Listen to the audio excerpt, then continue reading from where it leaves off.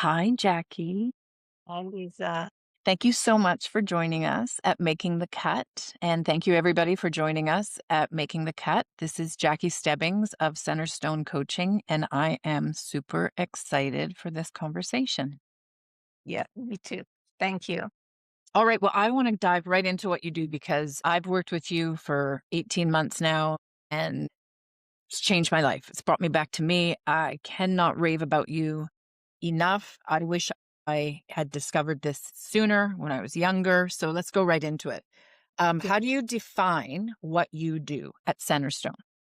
Well, I define myself as a coach, as a life coach and a mindset coach, but that's such a broad term. So when people are asking me about it, I endeavor to give them the experience, in real time. So they get a sense of what it is I do. And people are usually at some stage in their life where they're wanting something else, right? They're wanting something more. And um, and that's when we get coaches. That's when we look for coaching. We want to get there faster. So I'm that person, but I'm not as I help people at the level of their identity. Most dominantly, that's what we work on it. Like, who am I? And because who you're being defines everything in your life. So I help people kind of get what they want by being the person who has what they want. Yeah, and I can't wait to bring you into our school because I feel that the students' performance, the instructors' performance will excel hugely. Tell me before we dive into stuff, just so that the audience knows what and where do you draw upon for your experience? Yeah, I mean, from a coaching lens, I mean, I've been a coach for over 20 years, and certainly I draw on my experience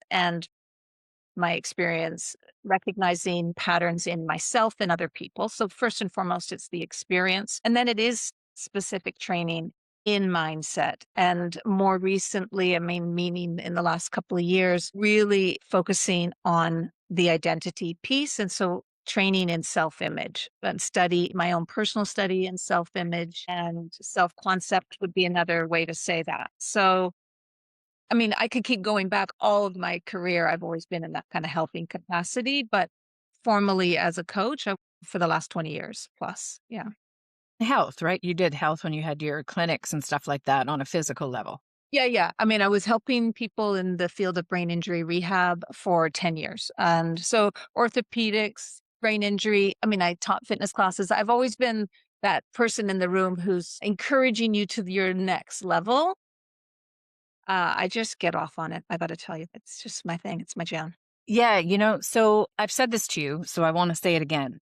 I am your biggest challenge. My headspace, who I am, my thoughts, my beliefs, because I don't know, like for me, I was like, life coach, do I really need a life coach? I mean, aren't those sort of like bored housewives that have their nail esthetician degree and now they've gone and got their life coaching certificate? Like, really?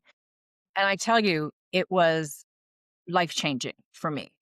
Just to start, because this will resonate with everybody, I lost 40 pounds. I'm wearing jeans right now that I bought when I was 39 and all these things, truly ever since my mom passed. I was always curious about it before. However, after my mom passed, it was quite significant and I was young. So I was 29. Had a private trainer all my life to this day.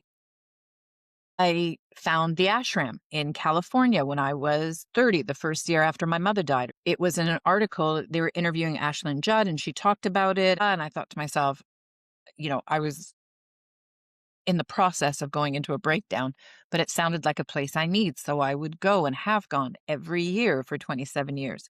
And you're great for that week and you're mentally, physically, spiritually, in a whole different state the day you leave. And within 2 weeks, you're back to doing the same stuff and doing the same things. And I never therapy. I always struggled with anxiety and had depression, but never really knew that though, because we didn't have that in my culture. You didn't talk about it. You didn't this, that, the other. The illusion or the promise was it will all work out. And what starts happening, I feel, when you're a young adult or in your late teens, you start sort of seeing this isn't working out the way your feelings aren't feeling what it's working out is feeling. So this is why I'm sort of going through this process. of the whole thing with you. So anyway, thank God, it was actually a friend of mine that phoned me one morning. I'd had people over for dinner, my friends over for dinner. Dana, actually, she phoned me the next morning and said, "You're depressed. You need to go to a doctor and you need to get on meds now. Call me after you've seen the doctor. I'm off to a manicure." I'll never forget that. And I remember thinking, I'm not in a good place. Like I'm crying for no reason. And I had a very successful business. I had a $3 million factory I built myself. I was miserable. I had zero idea why I was doing what I was doing. My mom had just passed. My dad was still young, 57. He'd started dating again. Like everybody was getting on with it. And I was still stuck in Mhm. this thing. I was so fortunate. This woman's name was Patricia Spear, and she's still a friend of mine. I was so lucky because as Armenians, we are literally brought up that therapy or you're walking into the devil's den. You know what I'm saying? And she practiced out of her garden suite in her house, which was literally like walking into my mother's womb. It was heaven. Anyway, of course, I told all my friends because I wrote her a check every month and just said, "Tell me when I've used it up." And that she saved my life in many ways and opened my eyes. And funny enough, when I think back, her therapy was a lot of the work that I've done with you, but of course, going through the process of, how you grew up and the way you think. Mhm. Anyway, fast forward after about 10 years of therapy, something significant happened in my life that was not pleasant. And a very dear friend of ours suggested life coaching. And because I thought maybe I need to go back to therapy. Maybe it's me. Maybe I'm the problem. And I also was noticing patterns in my head. Like I could not think anything positive. If it was sunny, it was too bright. If I wanted a little bit of coolness and it started raining, it was too wet. Like everything was shit. Like it was just negative. And I was very fortunate to meet you again. So Jacquie and I actually went to elementary school together. We hadn't seen each other for I guess 25, 30 years. We'd bumped into each other when we were walking the trails moons Mhm. ago. It was before I moved to New York. So the next time I saw you was on Zoom when we were talking about what you were doing. And it was life changing for me. And I know that I pushed up against you very much.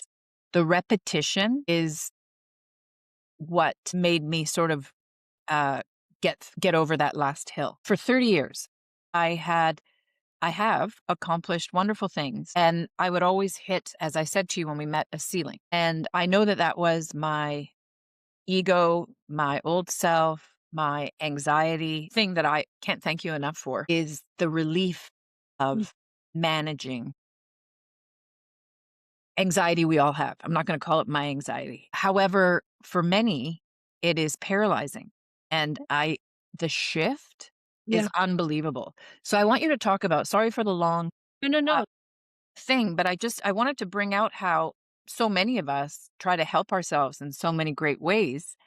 Mm. And knowing when, Like yeah, I and want you to jump in and sort of say, like, you know, talk well about points of everything that I've said, because I just think you're amazing. well, thank you. I'm gonna take that, enjoy that, and I wanna speak to life coaching very briefly as an outdated term. And I think it is because it puts a picture in people's minds that has no relevance to the individual you might work with, that you might come across. When I was first certified over 20 years ago, it was a different kind of animal. And I think you're right on. I think it was people who were bored and flatlining and like, I could do that.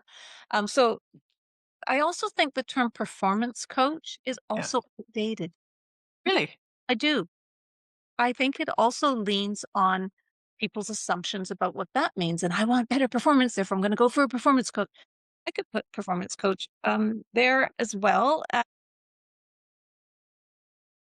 I don't think it really meets people where what they are because, like, certainly it doesn't help those who are feeling anxious.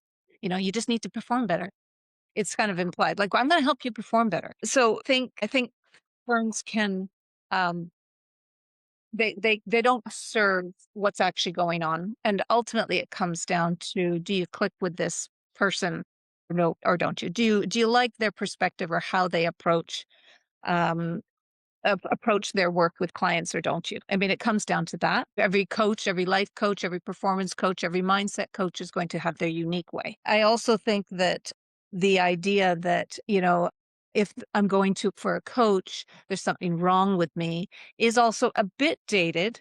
However, when you think about how many people are working with coaches and how many people are complaining that life isn't what they want it to be, I mean, we're talking about the top percentage of people who actually seek support to um, have a better experience of themselves in their life. And so, if people have judgments about it, that's all right. That's on them. They're missing out.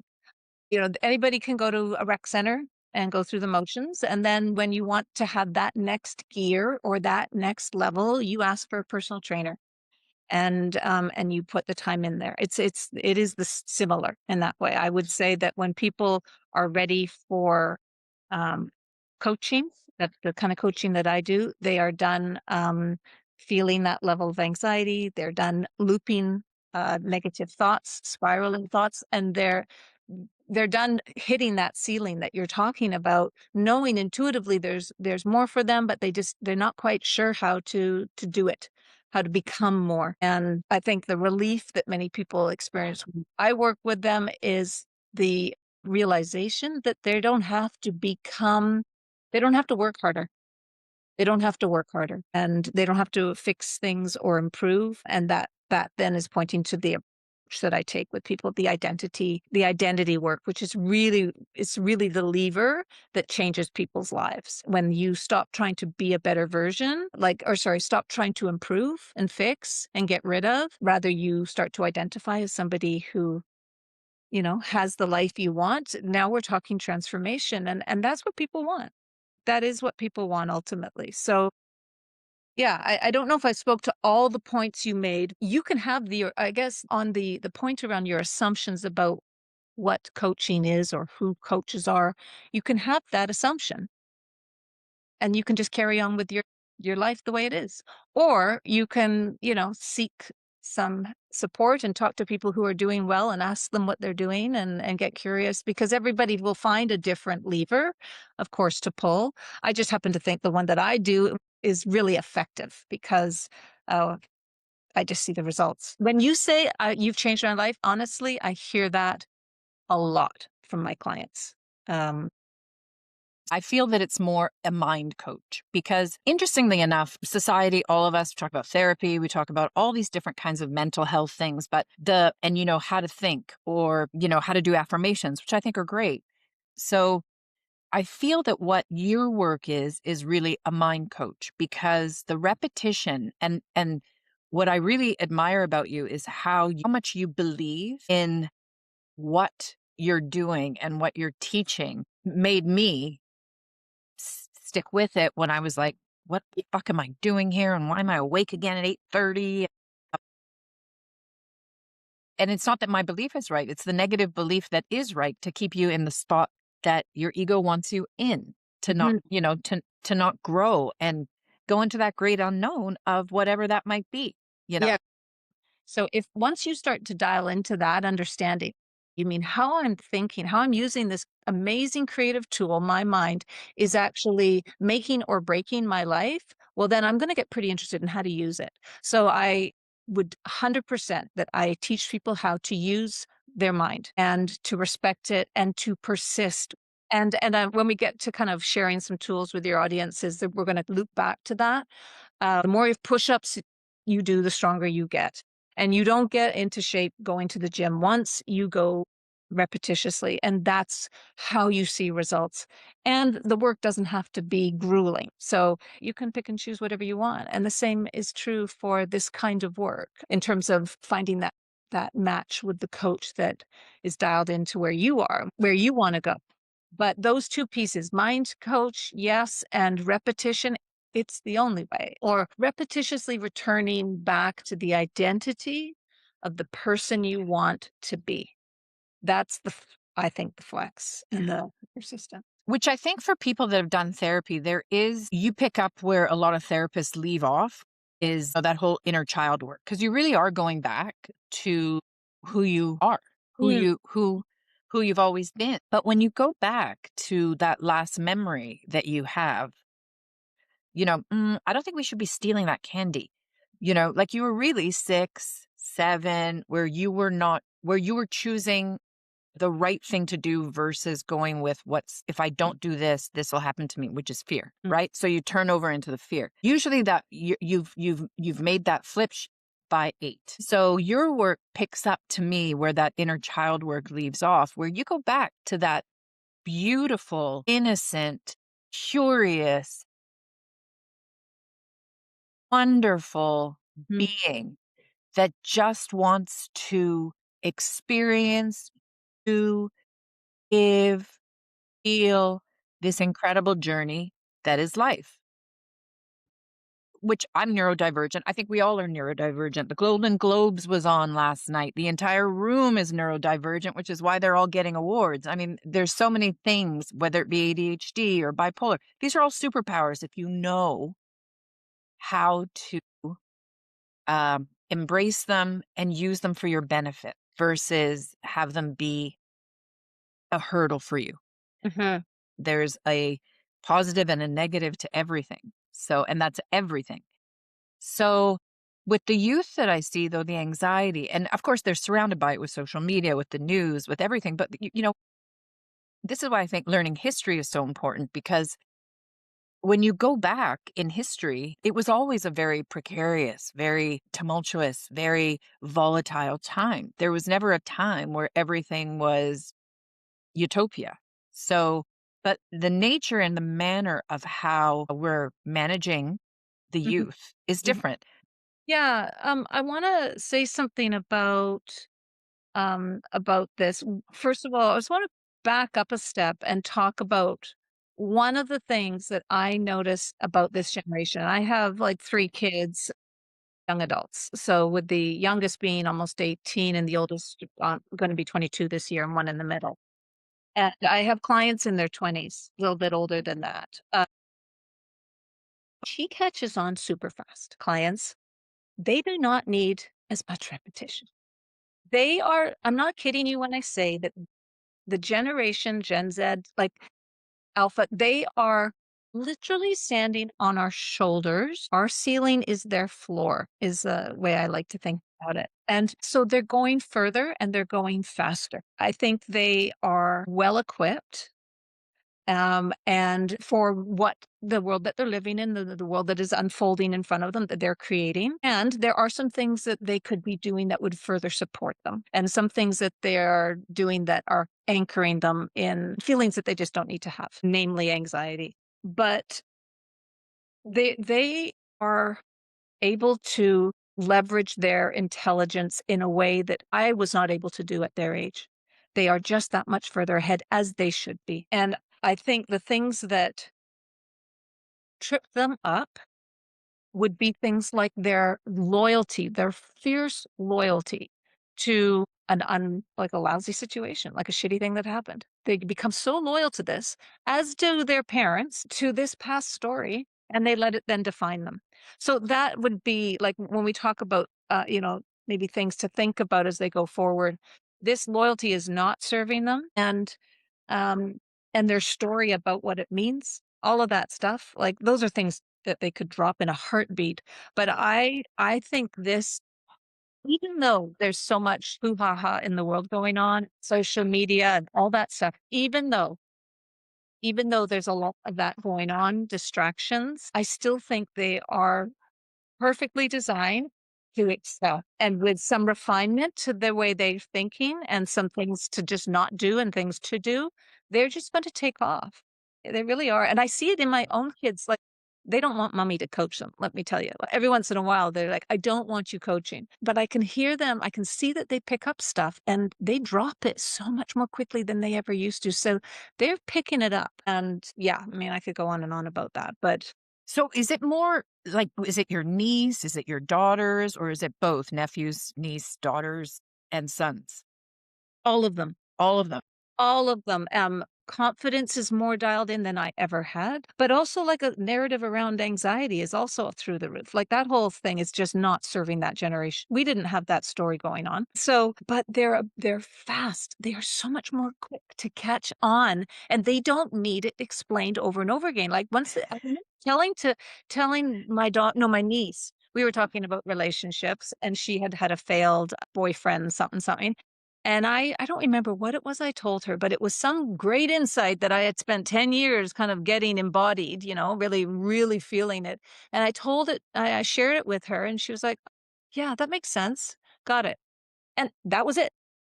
So my 10 years of, personal development work and blah, blah, blah was literally a minute, like a conversation. She had it and then off she went. And it's not to say that these guys it's not about better. It's not that comparison thing. It's just, if I could whisper into the ear of every young person before they go to sleep, it would be, there's no problem here.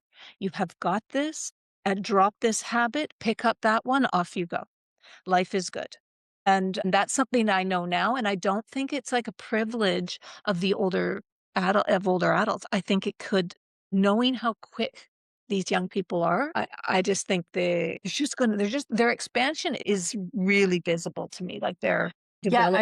I really appreciate and am amazed is the wrong word, but I love how like my niece is 20 and she's like, telling me Joe Dispenza books to read. Right. And, you know, and I've really seen like this she had a breakup with a boyfriend a bit ago and how she worked her way out of that and these things that she's learned she talks to me about and these ways of thinking and Mhm. it's really wonderful, and then my nephew, same thing, he's 23, and he's the one that sort of says, he and his girlfriend broke up a year and a bit ago, and when he was emotional about it, he said, "It's a cloud, it's gonna be here for a little bit, but this too is gonna pass," and I'm just like, "Oh Wow. my god, Yes. that's It's like amazing."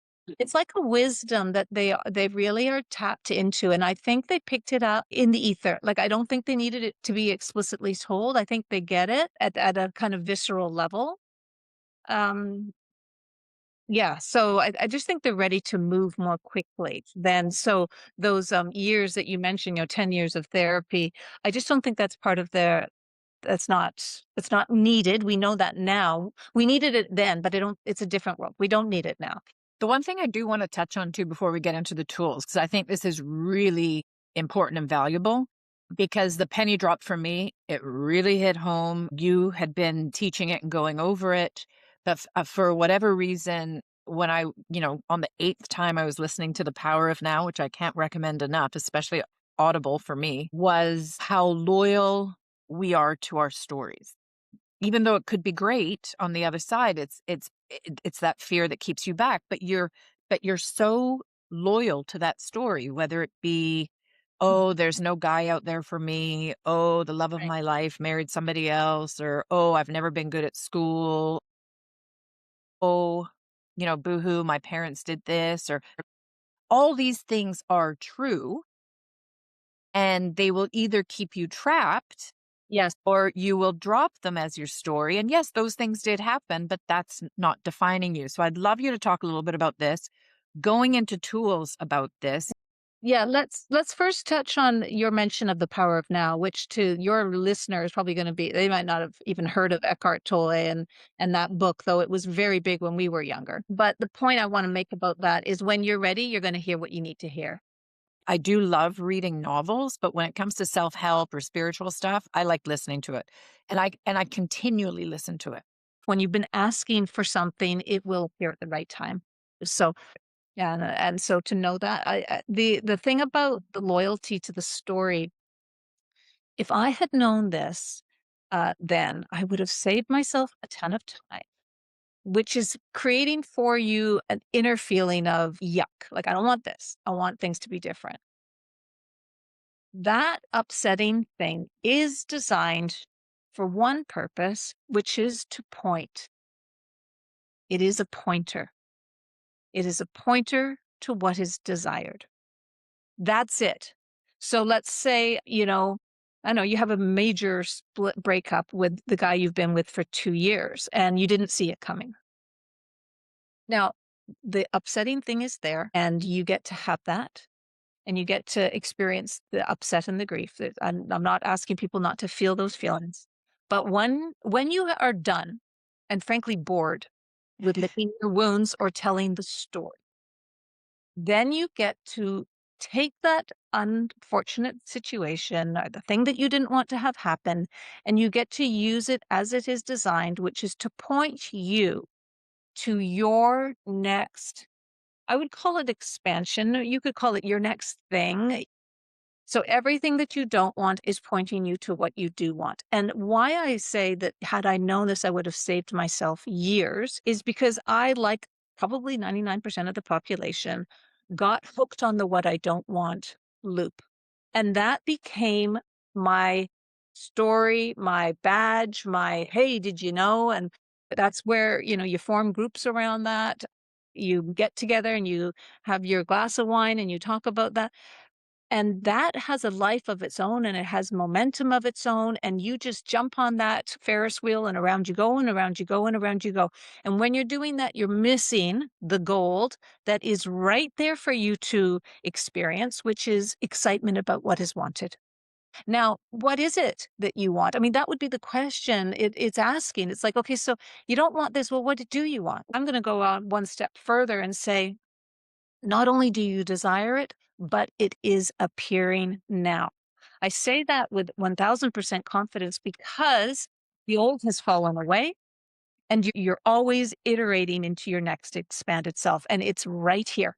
However, you will not get a whiff of it if you are just hooked on the old story. And if you keep talking about that old story, you are missing it and you will never touch your next beautiful thing because you're so loyal to that old thing. Like your story won't have changed. And it's up to you to start putting your attention on it. You start with that question, knowing that that person is there for you to be with, and it's going to come with your attention on it. It cannot come with your attention on, the breakup. So it's really loyalty, relocating loyalty from the old story and some crap narrative where you were like dumped, like, moving at and developing loyalty to the new emerging, whatever it might be. So that's, yeah. Yeah. So I want to kind of break it down so that our viewers, I want to give an example of a story that will break down what you're saying in a really easy format to understand. Uh, because for me, it was like when we were working together, feeling it, the manifesting is feeling it and being it and all that stuff. And you're hearing it and you're trying to do it. Like I said, the pennies dropped. I'm there, baby. So much there that I got asked out on a date last night from a neighbor, really nice guy. It was really lovely, but it's been a decade, okay, since I've been asked out. Oh, girl, you're good. Yeah. Uh, but I want to talk about, so we have a student. He's an amazing designer. I mean, amazing. His sketches are beautiful and he has an aesthetic. He has all of that stuff that is like the creative juice is there and he knows how to put it on paper, which is the first step. He's neurodivergent and socially not terribly comfortable. And he had gone to another small design school. And because of his neurodivergence and being socially a little uncomfortable, they literally said to him, I cannot believe a school's done this. Yeah, this industry I don't think is for you. I don't think, this isn't, yeah, you're no good. I mean, and you wouldn't say that to someone that kind of presents that way. Like, why would you hurt anybody anyway, even if they present another way? Like, oh my God, when I heard this. So anyway, he interviewed with our admissions, who I just think we have the best admissions in Canada, and with his mother on the phone or on the Zoom or whatever. And it was, they really were, he's a designer and he wanted to find a place where he could learn this. They expressed their horrible experience at another school here in Vancouver. And of course, my admissions is like, yeah, we're not like that at all. Anyway, fast forward, they join us. We meet.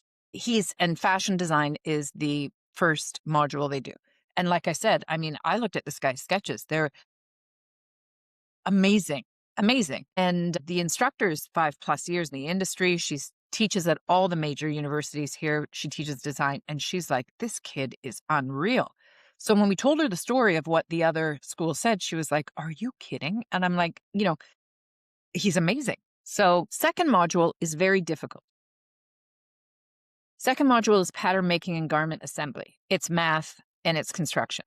So it doesn't matter how creative you are, you you got to put the time in. He was struggling by week 4, and because we're a boutique school, the instructor emailed myself and Julie, the head of education, saying, this guy's kind of struggling. I know he's excellent, but what can we put in place? He just wasn't getting pattern making, and you could see him spiral. The story was there. This isn't for me. I want to go back home. Like, he lives in another province. His parents are in another province. So I called a meeting with the teacher and Julie and myself. And, he was just, I suck. I'm useless.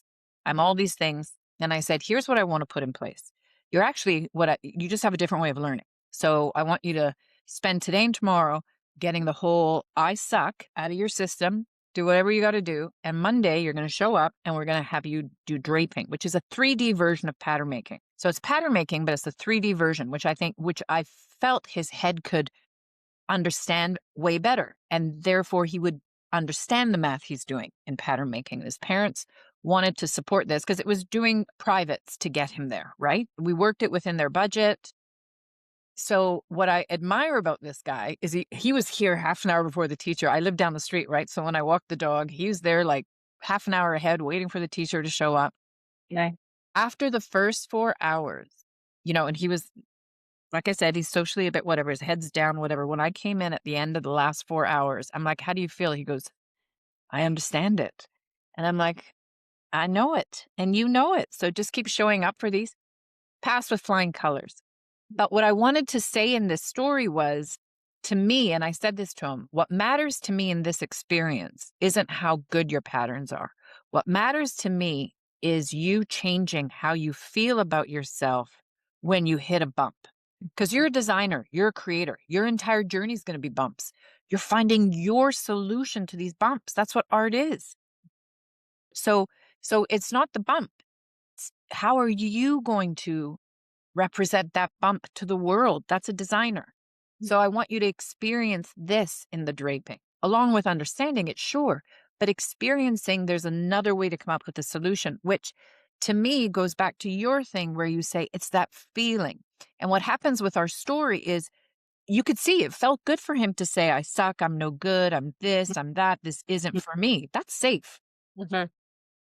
I'm this guy that holds these. I personally think because of his neurodivergence or whatever the things he's got, it makes him that much more creative because that's a way that he's expressing things that he otherwise socially can't express easily in another way. Like, there's a plus to these things. Anyhow, finding something. I'm not good at designing. I'm really good at producing. I own a design school. I'm really good at spotting what people are really good at and where they're going to fall in. I know, and that's great. I mean, I wanted to be a rock star. And somewhere in this whole thing, maybe, in some universe, in some parallel universe, I am jamming with Cher on stage, let me tell you. I love it. Yeah.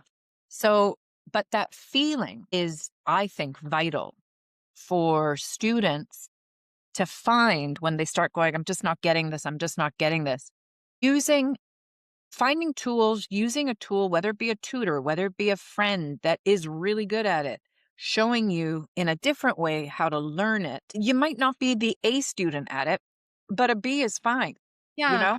Yeah. Well, and I want to bring another kind of lens to that same conversation because it's a very liberating what you're talking about. And I'm going to try to just talk about this without talking about multiple versions of you, but I might have to go there. But increasingly, my lens when people are affirming things like I suck at this is not to take that away from them. Like, you can suck at this and you can still persevere and you can Right. get better. And so I think when we were talking about this the other day, like, that might be this page of this particular chapter, but when you turn the page, this is when you turned being stuck into some capacity that you didn't otherwise know. And so it's like, the end goal here is to be, say, in his case, he wants to be a successful designer. But the road between where he is now and that successful designer he wants to be, let's just say it is, we don't know what his goal is, that's actually his life. And so there's going to be times when you're not making great stuff, or there's going to be times when you're not feeling super inspired, and those are those moments. But the more light and lyrical you can be about those moments, like no big deal. No big deal. I'm feeling like a suck today. No big deal. The more quickly you can make that irrelevant part of the journey of this beautiful unfolding that we call your life, the more quickly you'll move through it. So something like, I suck today, but I know there's more for me. I know I'm sucked today, but the reason I'm noticing it is because I know that there's a me that can actually really take off. Otherwise, I wouldn't notice this. This sucks being like sucking at this wouldn't be remarkable, but it is remarkable because I know I'm capable of way much more. So I think if, again, kind of going back to a tool, this would be like a mindset is to not make a big deal about those moments that are on that you're where you're not loving how you're showing up, knowing that as you don't make a big deal about it, you move through it way more quickly to, again, what it's pointing to you, which is that next version of you where you're sucking less and less, and suddenly you're using, different ways to describe yourself. Like, I'm actually getting better and better at, I'm actually becoming more and more.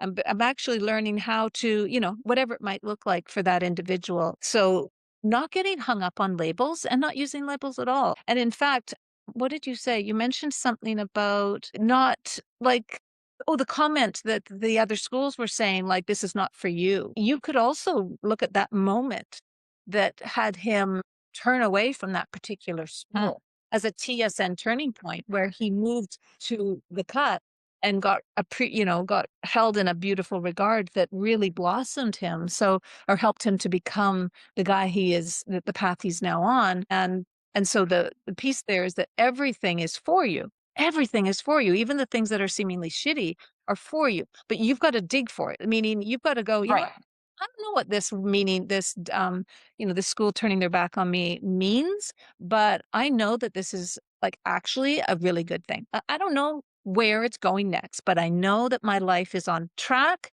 and that things are unfolding perfectly. And the piece around this unfolding journey that is your life. It's sharing this with one of my clients who's 26 in sales and down in the States. And he was, he really wants his goal. And I was like, do you think the artist really, really wants that painting or do they want to paint? And he's like, yeah, I think they want to paint. And that's actually where things are fun. It's like, oh, I put a bunch of paint on this canvas and it's not the right color. So I'm gonna work with it. I'm gonna change it. It's that is life. It's not beautiful when you get there. It's beautiful as you go. If we could dial back any anxiety or need to have this final outcome happening right now, we could just cool our jets. We could just enjoy the moments, things that are seeming setbacks. We can know in our heart that it's actually not.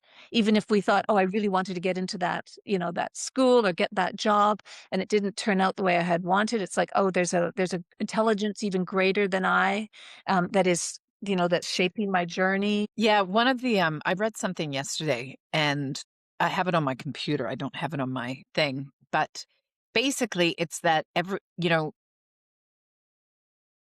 every decision you make isn't isn't the finality. And Right. it's exactly that because when I was your client's age and probably up until 5 years ago, it was like, I was all about the end too. Like, when am I getting there? When am I getting there? And my mom used to always say, the fun is in the getting there. It's not the there. And I never understood it. You're just sort of like, that's just so dumb. Because when I'm there, I'm going to do this and I'm going to do that. Do you really know that? Like, is that really? But and another friend of mine who was gifted actually life coaching and loves it. Again, she's very similar to me. It's Sue actually. And I love what she says. It's not the end of the story. Like when it's like, I can't believe this happened and this was really shitty and this was this, that, it's not the end of the story. And just that makes you sort of just understand that it's not the end of the story. And And isn't that exciting of what's next? So that I wish one of the biggest thing I mean, I have actually no I have one regret, and I always say this. My best friend 20 years ago drove across America because they were moving from Vancouver to Florida, and she said, "Why don't you come join me on the road trip?" She was moving all the stuff by herself. And like an idiot, I said no. It's a week out of my life. It would have changed nothing. I said no because I was just moved to New York and I had to do all that's the only thing I regret. I wish I'd gone on that road trip. Anyway, but one thing I wish I had grasped sooner was that it's not the end of the story. It's not, and another way of thinking about that is you just haven't turned the page yet. There's a, Haven't like, another thing happening on that next page. And there's no problem making this decision because it's not my final decision.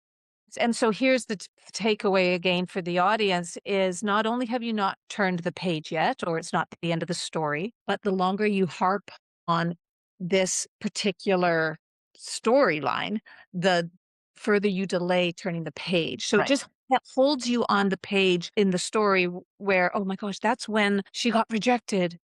Let me tell you about it. So now you're just staying on that page. Let me tell you about how she got rejected. And then it just keeps like, come on, kid, just turn the page.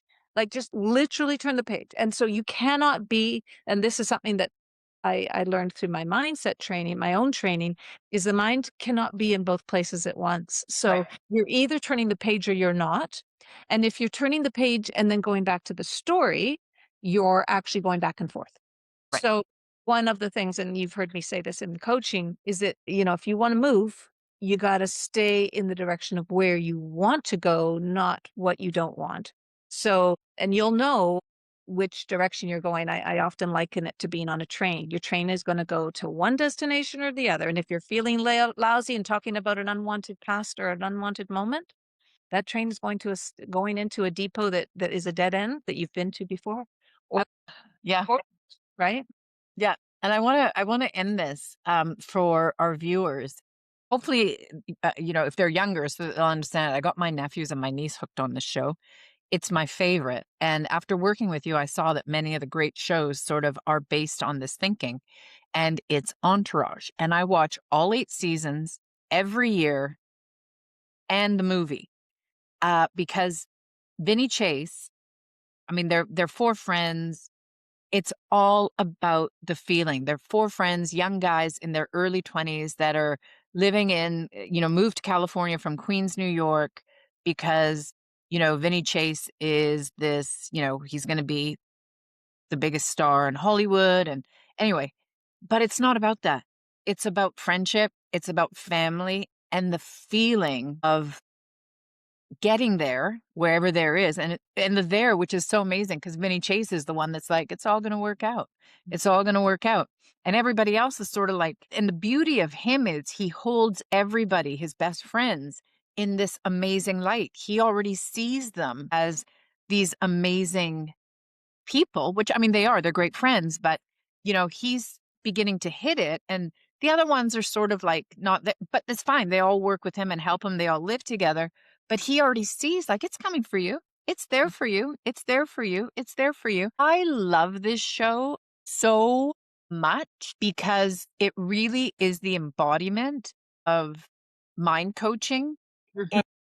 in life. And it doesn't matter for this character really what happens as long as he's with his friends. I mean, everything sort of does fall apart. So you see his ego coming in one of the seasons, but it just sort of, it's beautiful. I don't know. I love the show. I don't know if it'd get made today because, like it was 20 years ago. And so it's not as politically correct as everything's become, Yes. but I still think it's amazing. And the beautiful thing about it is everybody in this becomes or is the version of themselves, which is the best, and it's just excellent. So, Well, what do you think that particular show says about the whole anxiety thing, which I think is something that you've been noting is quite prevalent in he this? has none. It's like he's like, Right. he gives it to the universe always. Like, Yeah. I mean, it's not like you sit on your couch. I remember once when I was saying this and we were in our 20s and my girlfriend's like, "Oh, so we're supposed to sit on the couch and everything comes to us?" I'm like, "I don't think that's what it means." You show up every day and you do your best, whatever that best is that day, and you do the right thing, like you keep your principles. Um, if you have any, you do what's right for you Uh-huh. at no matter what cost. And you see that in Vinny Chase in his character. He walks away from, multi-million dollar films because of how the producer wants him to bend for it. And he just said, I'm not going that far. I'm not doing that. And walks away. And, and the agent's like, it's just, it hits on so many levels aside from hilarious. Just how he is, who It's he is. just who he is, like, and just, but who everybody is. Like, it's just really well done. Can I just ask just again because of that, I'm curious, is it Ted Lasso is the same thing. So Ted Lasso, the show Ted Lasso is the same right, concept. Like, and what I like about him is, or what I like about this show is Ted Lasso actually really struggles with anxiety. So they address that in Ted Lasso. But here's this guy that's been hired for a job to fail. Like he was hired because he would never get the team to where it's supposed to go, which was the point of the owner because she wants to get back at her ex-husband. But because of his mindset, because everything works out. And if you show up and you see people for their best, they become their best. And he just holds on to that. He is loyal to that. And the show, those are both my favorite shows because you just see people, they don't change. They just become, these characters become the best versions of themselves. They don't change. They just become the best versions of themselves. what would Vinny say to is Vinny Chase say to, like, a Gen Z or Alpha person who is struggling with anxiety? It's all going to work out, baby. It's all going Yeah. to work out. But where does that do you think, where does that land for people who are in it? But as Because long as you show up, like, I mean, it's all gonna work out, but, like, it's all gonna work out. There's nothing to be scared of. It's all gonna work out. Surround yourself with the people that love you and that you love being with. I mean, that's the other thing. He brings his best friends out because that's why he wants his entourage. He doesn't wanna be like, his old friends from Queens, like, these guys were working at pizza shops and his brother's there too, who's like it's just hilarious. Mark Wahlberg is the executive producer because it's loosely based on his life, but it's you also surround yourself with the people that my favorite episode is I think in season 3. Anyways, he's Aquaman. It's like, it's the blockbuster film of all time, da da da da da da da, and it's the red carpet. And his mom, so they all grew up on the same block, yeah, all four of them, right? His mom is scared shitless of flying. She won't get on a plane. She won't get on a plane for anybody. It's the whole like Vinny Chase is like the Brad Pitt of the 90s, like he's that guy. I mean, who can we say Timothy Chalamet of yeah. today, let's say. Um all the DJs and stuff are like, "So who's your date? Who's your date, Vinny? Who's your date? Who's your date?" And he's like he's taking his mom. Well, his mom's just at last minute is like, "I can't get on a plane, sweetheart. I'm so like she can't do it. Like she's so fearful." He's like, "Mom, I'm sending the plane for you." Like he's, whatever, blah blah. She won't do it. And he's a bit crushed, He's like, he takes it like a man and all that stuff, but he really wants his mom. So the three buddies are sitting around the table and they're like, and the brother is like, Mom wouldn't get on a plane for my opening of, whatever. Like she's hard minded this way and scared and this, that, and the other. He goes, but she is petty. So the other two who are the best friends are like, and then Turtle goes to E, "You're not thinking what I think you're thinking." And he goes, "We gotta do it, Turtle." So they phone their mothers to say, "You're gonna be our dates," because Vinny's mom won't let the other moms go without her being that's how they got her on. And this show ends with all the boys going to meet the plane and all the moms get like, it's just so Mhm. like, I just love it. It's like the same thing with Ted Lasso when you see it Christmas time and, they don't like he and his wife have separated. I'm not ruining anything because it happens like in the first or second season. But I don't know. For me, a lot of when we first hooked up again and I started working with you, a lot of my mentors or a lot of things for me where it resonates for me is in TV shows and films because it really is a collective of our conscience, I think, and no different than books. Yes, You yes. you do really see, like, you're not alone, like, people have felt what you're feeling, and people these are the ways things that they've done Yeah. to better how they feel, better themselves, better other people around them, you know what I'm saying? That's I like too that you said that he wouldn't have like, he wouldn't identify as having anxiety. I think that's probably one of the things that has done most harm is that, maybe young people have latched onto the label of a feeling of anxiety and then identify as having anxiety Right. rather than saying, I'm just having a moment in my life where I'm feeling extra anxious. And that's natural because, XYZ is happening in my life right now, and that makes sense. But the label sticks because it's got so much in the zeitgeist, it's got so much power. But I think they're not served by that. No. It's that identity. I am the person who has, rather than I'm having a time in my life where I'm just feeling more anxious than usual. I mean, there are people who are bona fide, like diagnosed, but Sure. yeah, I mean, kind of that takeaway there. What I heard from what you shared, Lisa, is it's just the power of being around people who really, really love you, and that community is, maybe people do feel that they're thin on community at times if they're in their silos and not connected enough, in person in real life. I don't know. I mean, this isn't a shame about shaming social media, but, but that can drive, a feeling of isolation, especially when people are comparing themselves to these other, like, to curated content. Yeah, I think that is one thing that I have said to my clients, my young clients, and my kids is like, stay in your lane, stop comparing yourself to, like, we know all those airbrushed images, like, we know the images are not real, and yet we still find ourselves comparing. And that drives anxiety. And the person who identifies as having anxiety starts to unconsciously seek things to keep that going. And so I think we're hugely served by just not making it who we are, and really having a radar antenna up for people and things and experiences that make you feel good more and more, making that more dominant. So Yeah. relationships, those Yep. friendships, and you've got your kid, those nieces and nephews who just move towards you because they want that good feeling because you're an uplifter for them. I love them. They're a lot of fun. Jackie, I can't thank you enough.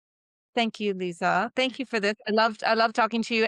So yeah, well, let me know, and I'll keep, like, tuning in to listen to your episodes here. I love this program and what it's bringing for this generation. I'm going to be sharing it with my own kids too. So Thank you. Have a great day, lady.